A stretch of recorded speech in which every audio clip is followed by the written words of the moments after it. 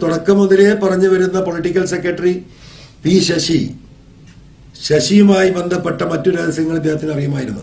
നിയമവിധേയമല്ലാത്ത എല്ലാ കാര്യങ്ങൾക്കും പി ശശി ഉൾപ്പെടെയുള്ളവർ നിർബന്ധിക്കുന്നു. ഗവൺമെന്റിന്റെ സ്റ്റാൻഡ് സത്യസന്ധമാണെങ്കിൽ എന്തുകൊണ്ടാണ് ഗവൺമെന്റിന് അത് അഗ്രി ചെയ്യാൻ പറ്റാത്തത്? എന്തിനെയാണ് ഗവൺമെന്റ് ഭയപ്പെടുന്നത്? ഒരു ADMന്റെ ബോഡി ഈ രീതിയിൽ ഇന്ത്യയിലെ ചരിത്രത്തിൽ ചിലപ്പോൾ ആദ്യമായിരിക്കും. അപ്പൊ ഈ ഒരു വണ്ണത്തിലുള്ള ഒരു കയറിൽ അദ്ദേഹം തൂങ്ങി മരിച്ചു എന്നാണ് പറയുന്നത്. The upper lobe of left lung was adherent to chest wall. No free liquid was present in the chest cavities. സ്വാഭാവികമായിട്ടും ഈ ചെസ്റ്റിലൊക്കെ നീര് വരും. മുൻ ADM നവീൻ ബാബുവിന്റെ മരണത്തിൽ ദുരൂഹത ആരോപിച്ചുകൊണ്ട് രംഗത്ത് വന്നിരിക്കുകയാണ് PV അൻവർ MLA. മുഖ്യമന്ത്രിയുടെ പൊളിറ്റിക്കൽ സെക്രട്ടറിയായ P ശശിയുമായി ബന്ധപ്പെട്ട ഒരു രഹസ്യം നവീൻ ബാബുവിന് അറിയാമായിരുന്നുവെന്ന് അൻവർ ആരോപിച്ചു. കണ്ണൂർ മുൻ ADM ആയ നവീൻ ബാബുവിന്റെ പോസ്റ്റ്മോർട്ടം റിപ്പോർട്ടിലും ഇൻക്വസ്റ്റ് റിപ്പോർട്ടിലും തിരിമറിയുണ്ടായെന്നാണ് PV അൻവർ ആരോപിക്കുന്നത്. കുടുംബത്തെ അറിയിക്കാതെ നടത്തിയ ഇൻക്വസ്റ്റ് പോസ്റ്റ്മോർട്ടം നടപടികളിൽ സർവത്ര ദുരൂഹതയുണ്ടെന്നും അൻവർ പറയുന്നു. ഡൽഹിയിലെത്തിയ അൻവർ വാർത്താ സമ്മേളനത്തിലാണ് ADMന്റെ മരണവുമായി ബന്ധപ്പെട്ട് ദുരൂഹത ഉയർത്തിയത്. കുടുംബത്തെ അറിയിക്കും മുൻപ് ഇൻക്വസ്റ്റ് നടന്നു. പോസ്റ്റ്മോർട്ടവും ബന്ധുക്കൾ എത്തും മുൻപേ നടന്നു. അയ കെട്ടാൻ ഉപയോഗിക്കുന്ന കയറിലാണ് നവീൻ ബാബു ആത്മഹത്യ ചെയ്തത്. കയറിന്റെ വ്യാസത്തിൽ ദുരൂഹതയുണ്ട്. 55 കിലോ ഭാരമുള്ള മനുഷ്യന് ചെറിയ വ്യാസമുള്ള കയറിൽ തൂങ്ങി മരിക്കുക എന്നത് അസ്വാഭാവികമാണ്. ഹൃദയവാൽവിനും ഒരു കുഴപ്പവുമില്ലെന്ന് പോസ്റ്റ്മോർട്ടം റിപ്പോർട്ടിൽ പറയുന്നു. ഇൻക്വസ്റ്റ് റിപ്പോർട്ടിൽ പറയുന്ന അടിവസ്ത്രത്തിലെ രക്തക്കറ പോസ്റ്റ്മോർട്ടം റിപ്പോർട്ടിൽ രേഖപ്പെടുത്താത്തതിലും ദുരൂഹതയുണ്ട്. ഇതുപോലുള്ള മരണങ്ങളിൽ സ്വാഭാവികമായും നെഞ്ചിൽ നീര് വരും. പക്ഷേ ഒരു പ്രശ്നവും ഉണ്ടായിട്ടില്ല എന്നാണ് പോസ്റ്റ്മോർട്ടം റിപ്പോർട്ട് പറയുന്നതെന്നും PV അൻവർ പറഞ്ഞു. ഒരാൾ ശ്വാസം മുട്ടി മരിച്ചിട്ട് അദ്ദേഹത്തിന്റെ ഹൃദയത്തിൽ വാൽവിനോ ഒന്നും ഒരു കുഴപ്പവുമില്ല. എന്നാൽ ഇൻക്വസ്റ്റ് റിപ്പോർട്ടിലുള്ളത് അടിവസ്ത്രത്തിൽ രക്തക്കറയുണ്ടെന്നാണ്. ഇക്കാര്യം പോസ്റ്റ്മോർട്ടം റിപ്പോർട്ടിൽ പറയുന്നില്ല എന്നതും അദ്ദേഹം ചൂണ്ടിക്കാട്ടുന്നുണ്ട്. സാധാരണ ഒരാളുടേതാണെങ്കിൽ പോലും വിഷം കൊടുത്തു കൊന്ന ശേഷം കെട്ടിത്തൂക്കിയതാണോ എന്നെല്ലാം അറിയാൻ ശാസ്ത്രീയമായ പരിശോധന നടത്തും. എന്നാൽ നവീൻ ബാബുവിന്റെ കാര്യത്തിൽ ഇങ്ങനെ ഒന്നും തന്നെ ചെയ്തിട്ടില്ലെന്ന് അൻവർ വിമർശിക്കുന്നു.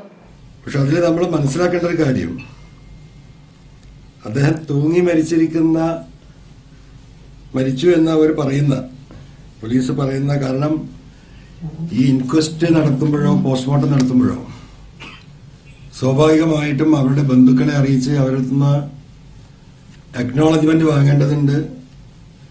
അവരുടെ പ്രസൻസ്, അവരുടെയോ അവർ പറയുന്നവരുടെ പ്രസൻസ് ആവശ്യമാണ്. അവിടെയാണ് ഇതിന്റെ ദുരൂഹത ആദ്യം തുടങ്ങുന്നത്. കുടുംബത്തെ ഇത് അറിയിക്കുന്നതിന് മുമ്പ് തന്നെ അവർ ഇൻക്വസ്റ്റ് നടത്തി. പോസ്റ്റ്മോർട്ടം ബന്ധുക്കൾ എത്തുന്നതിന് മുമ്പ് അവർ കംപ്ലീറ്റ് ചെയ്യുകയും ചെയ്തു. കേരളത്തിന്റെ ചരിത്രത്തിൽ പരിശോധിച്ച് നോക്കിയാൽ അങ്ങനെ സംഭവങ്ങൾ ഉണ്ടാകുമോ എന്ന് ചോദിച്ചാൽ വളരെ അത്യപൂർവമാണ്. സാധാരണ അനാഥമായി കിടക്കുന്ന വല്ല പ്രേതങ്ങൾ, ബന്ധുക്കളെ കണ്ടെത്താൻ കഴിയാത്ത പ്രേതങ്ങൾ, അതൊക്കെ ഒരു പക്ഷേ ഇങ്ങനെ ചെയ്തിട്ടുണ്ടാവും. ഒരു ADMന്റെ ബോഡി ഈ രീതിയിൽ ഇന്ത്യയിലെ ചരിത്രത്തിൽ ചിലപ്പോൾ ആദ്യമായിരിക്കും. ആ പോസ്റ്റ്മോർട്ടം റിപ്പോർട്ട് വായിക്കുമ്പോൾ നമ്മൾ അത്ഭുതപ്പെടുന്ന ചില സംഗതികളുണ്ട്. അതിൽ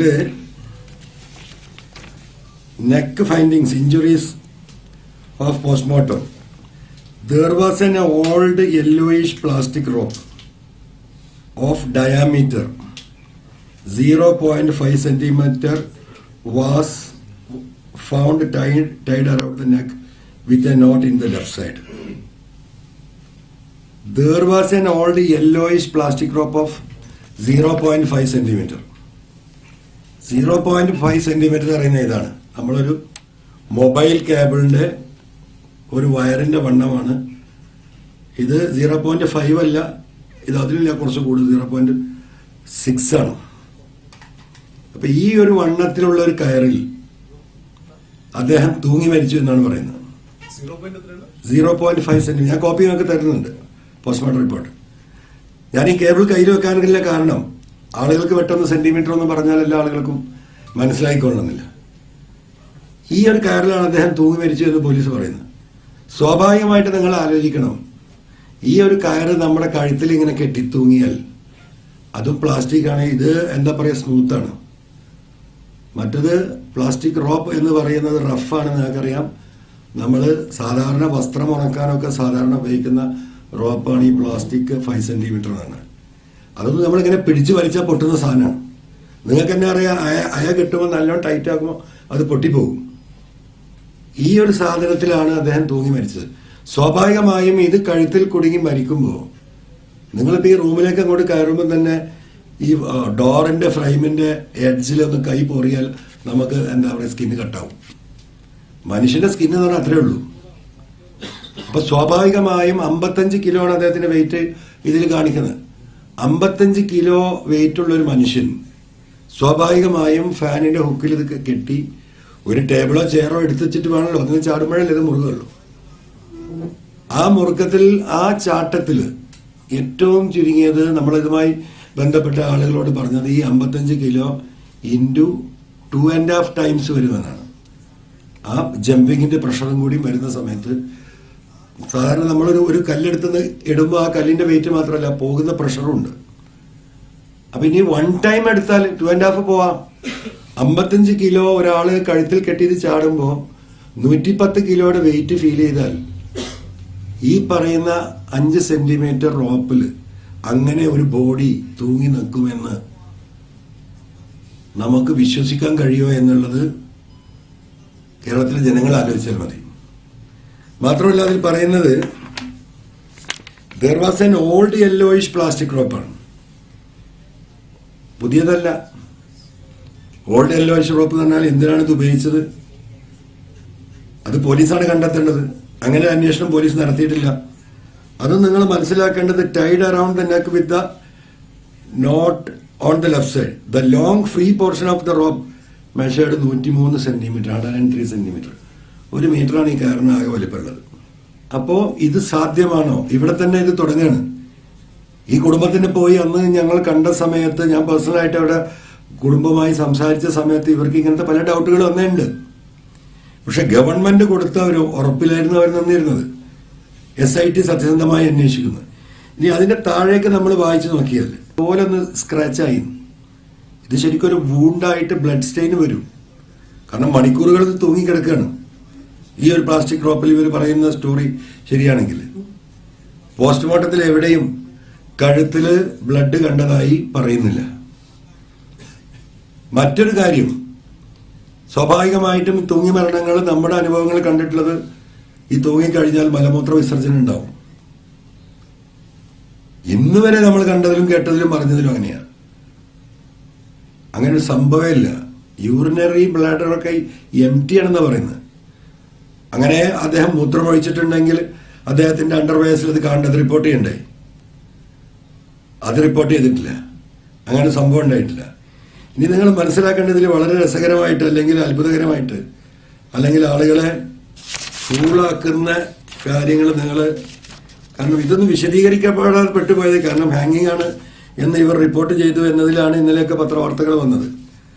ആരും വിശദമായിട്ട് ഈ കാര്യത്തിലേക്ക് കടന്നിട്ടില്ല എന്നാണ് മനസ്സിലാക്കുന്നത്.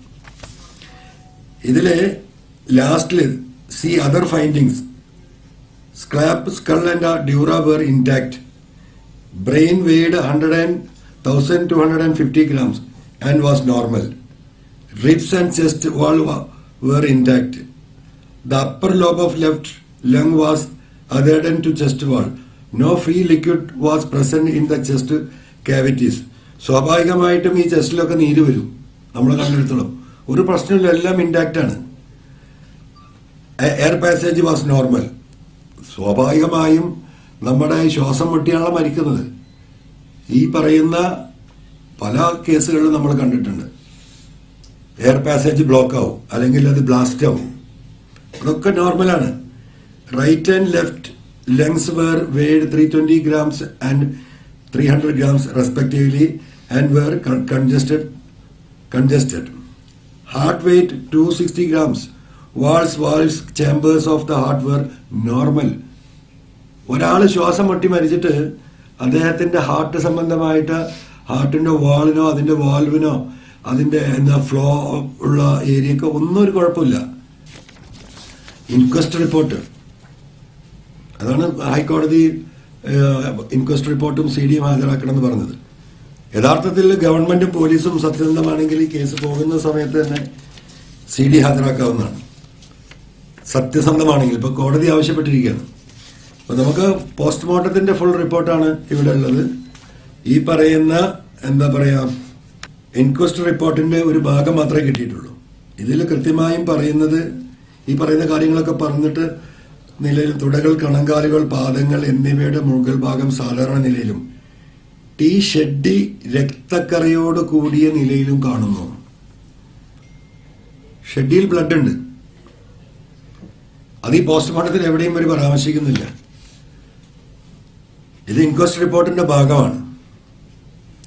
ഇനി ഇതിനൊക്കെ പുറമെ ഇത്രയും ഇഷ്യൂസ് ഉള്ള ഒരു മരണമാണ് ADMന്റെ ബോഡി.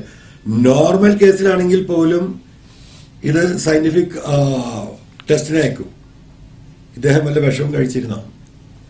ഇദ്ദേഹത്തിന്റെ ശരീരത്തിൽ വല്ല വിഷവും ആരെയും കുത്തിവെച്ചിട്ടുണ്ടോ? മരണകാരണം ഈ ഹാങ്ങിങ് മാത്രമാണോ? അതല്ല വിഷം കൊടുത്ത് വിഷം കുത്തിവെച്ച് അദ്ദേഹത്തെ കൊന്നതിന് ശേഷം തൂക്കി കെട്ടിയതാണോ? ഇതൊരു നോർമൽ എന്താ പറയുക ഇന്റഗ്രേഷനിൽ നടക്കുന്ന കാര്യമാണ്. ഒന്നും ചെയ്തിട്ടില്ല. ജസ്റ്റ് അതിന്റെ തൂക്കം കണക്കാക്കിയിരിക്കുക. ആർക്കാ തൂക്കം അറിയേണ്ടത്?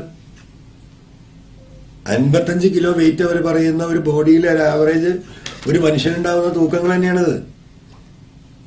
ഈ തൂക്കം അറിയാനല്ലല്ലോ പോസ്റ്റ്മോർട്ടം നടത്തുന്നത്. ഇദ്ദേഹം എങ്ങനെ മരിച്ചു എന്നറിയാനാണല്ലോ നമ്മൾ പോസ്റ്റ്മോർട്ടം നടത്തേണ്ടത്. അതാണല്ലോ അതിന്റെ ഇന്റൻഷൻ. ആ ഇന്റൻഷൻ ഒരു ഭാഗത്തും കവർ ചെയ്തിട്ടില്ല. തീർത്തും ഈ പറയുന്ന ആരുടെയൊക്കെയോ താല്പര്യപ്രകാരം അവരുടെ കുടുംബം അന്നേ അദ്ദേഹം ഒരു നിലക്കും ആത്മഹത്യ ചെയ്യില്ല. ആത്മഹത്യ ചെയ്യത്തക്ക രീതിയിലുള്ള ഒരു സംസാരവും അന്ന് ഭാര്യയുമായി സംസാരിക്കുമ്പോൾ അവര് സൂചിപ്പിച്ചിട്ട് പോലുള്ള അതുപോലുള്ള ഒരു മാനസിക എന്താ പറയാ വിഷമം പ്രകടിപ്പിച്ചിട്ടില്ല. സ്വാഭാവികമായിട്ടും അവർ രാത്രിയിൽ പുറപ്പെടുന്നില്ലെങ്കിൽ അവർ വിളിച്ചറിയിക്കേണ്ടതാണ്. അതുണ്ടായിട്ടില്ല. അപ്പം ഇത്തരം ഒരുപാട് കാര്യങ്ങൾ ഇതിൽ വൈകായി നടക്കുകയാണ്. അപ്പോൾ ഞാൻ തുടക്കം മുതലേ പറഞ്ഞു വരുന്ന പൊളിറ്റിക്കൽ സെക്രട്ടറി P.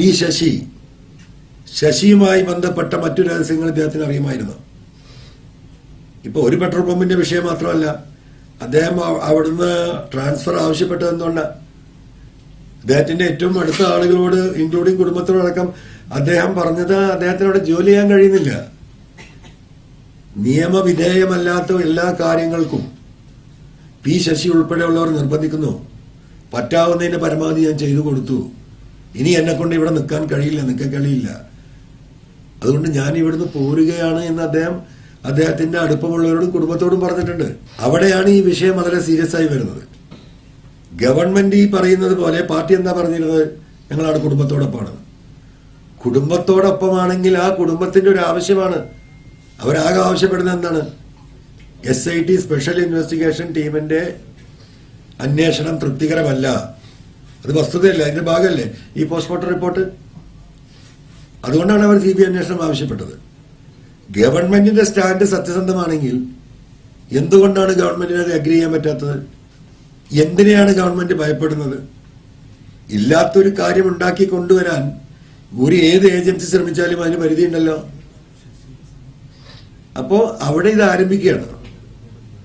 സ്വാഭാവികമായിട്ടും ഞാൻ അന്ന് തന്നെ കുടുംബത്തെ കണ്ടപ്പോഴും പത്രക്കാരോടൊക്കെ പറഞ്ഞതാണ്, ഈ വിഷയത്തിൽ കോടതിയിൽ അവർ പോവുകയാണെങ്കിൽ നമ്മൾ MLA എന്ന നിലയ്ക്ക് ഈ കേസിൽ അവരെ സപ്പോർട്ട് ചെയ്യാൻ ഞാൻ കക്ഷി ചേരും എന്ന് പറഞ്ഞു.